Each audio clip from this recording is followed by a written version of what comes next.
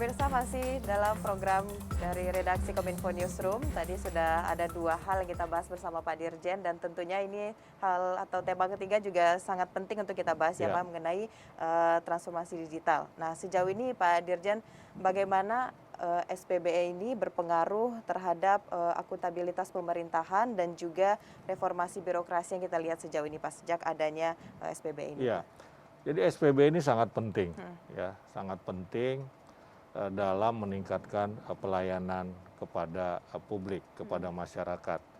Karena itu Kementerian Pan-RB setiap tahun, akhir tahun melakukan semacam evaluasi dengan menetapkan indeks, ya, indeks SPBE setiap kementerian dan lembaga.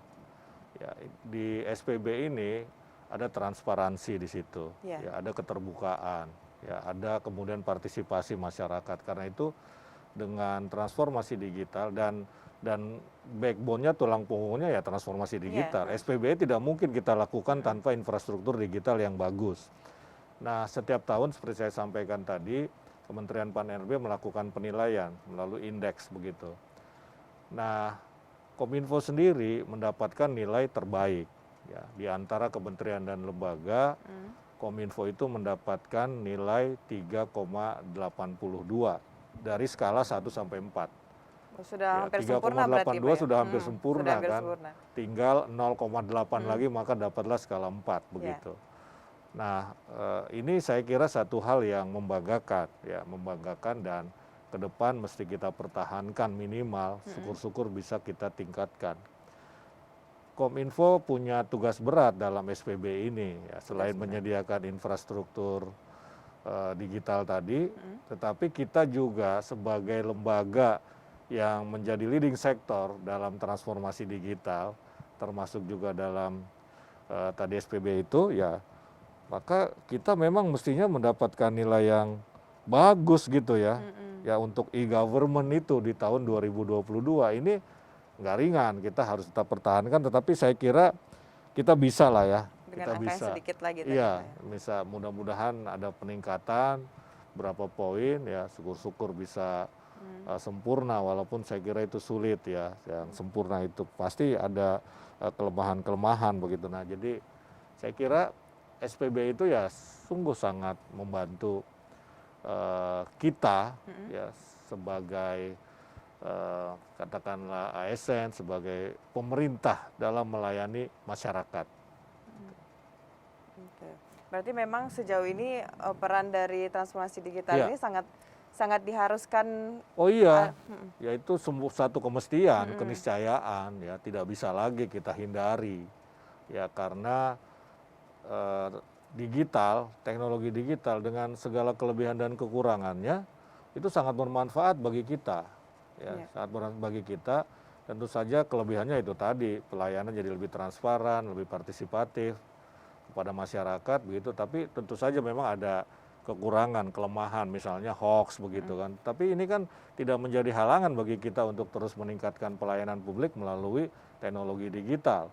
Hoax itu ya kita beresin juga kan begitu ya, kita take down, kita selesaikan. Nah, sehingga kita akan mendapatkan manfaat maksimal dari transformasi digital begitu. Ya, baik.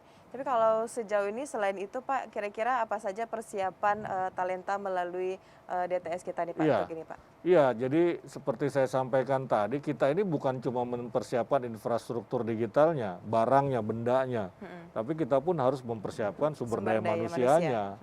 Percuma kita siapkan teknologi yang bagus, infrastruktur yang bagus, kalau tidak ada talenta-talenta digital yang baik. Nah, karena itu seperti saya sampaikan, kita ini kan membangun ekosistem, bukan cuma membangun infrastrukturnya, bukan membangun sistem, tapi bukan cuma membangun sistem, tetapi ekosistem. Ekosistem itu kan sebuah sistem yang saling berhubungan satu sama lain dan saling mendukung kan begitu. Jadi ya infrastruktur digital ya harus didukung oleh SDM yang digital juga. Nah, disitulah peran literasi digital, peran digital talent scholarship, kemudian peran digital leadership academy, ini sangat penting, ya, sangat penting dalam konteks mempersiapkan sumber daya manusia guna memasuki teknologi digital begitu. Bahkan kita juga mempersiapkan anak-anak muda dalam konteks inkubasi startup begitu ya. Inkubasi startup ini juga nanti kita programkan dalam G20 ya, misalkan Digital Economic Working Group itu sudah menyiapkan inkubasi sehingga anak-anak muda itu bisa memasuki dunia ekonomi digital, dunia bisnis digital.